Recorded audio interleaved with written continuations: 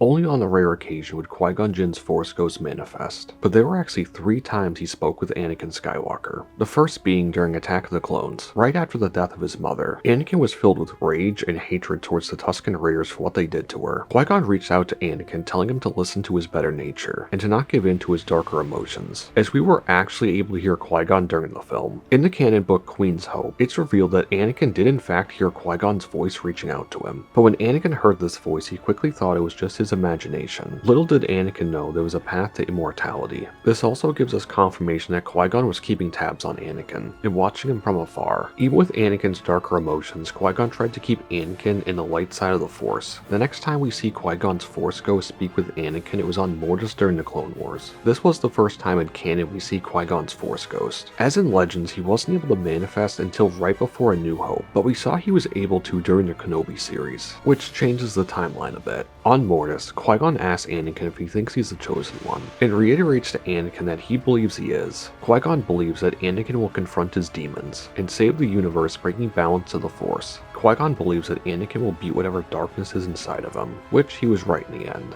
Anakin asks Qui-Gon if he should kill the sun, where Qui-Gon once again tries to keep Anakin in the light, and tells him to follow his instincts, and that there's another way. And even after all these years, Anakin still calls him Master. The third and final time Qui-Gon's Force Ghost spoke with Anakin, it was when he was Darth Vader. In the Vader comic series from 2016, while hunting for the rebel who destroyed the Death Star, Vader crash lands on the planet of Rogus Voss, which was home to a rebel refueling base. After dealing with the rebel forces, Vader is met with a half-droid named Carbon, who's a little similar to General Grievous, where he's trying to take out Vader and become the Emperor's right-hand man. Their duel brings Vader to an old Jedi temple, where he hears the voices of Qui-Gon Jinn as well as Obi-Wan Kenobi, who he recently struck down on the Death Star. Vader quickly brushes off these voices, calling them ghosts. Qui-Gon calls out to Vader using his real name, Anakin. While Vader most likely didn't believe these voices were real, as he had no clue the Jedi could preserve their own consciousness after death, as he thought the Jedi would pass on like everyone else, which is true. For the most part, even if Vader believed these voices were only ghosts of his past, this moment is pretty important. For 19 years, Vader has been trying to keep Anakin Skywalker buried deep down, trying to forget about his past life. Yet hearing Qui-Gon call out to him not as Vader, but as Anakin, was a reminder that the man he once was still exists somewhere beneath his armor. Qui-Gon was the first Jedi who believed in him. He was meant to be the mentor that guided Anakin through his destiny, but that was short-lived, and hence, we got the tragedy of Anakin Skywalker. These were the 3 times that Qui-Gon's Force Ghost reached out to Anakin, and the only time Qui-Gon ever reached out to Darth Vader. If you enjoyed this video, consider leaving a like as it helps out the channel, and subscribe if you want to see more Star Wars content like this. But anyway, I'll catch you in the next one.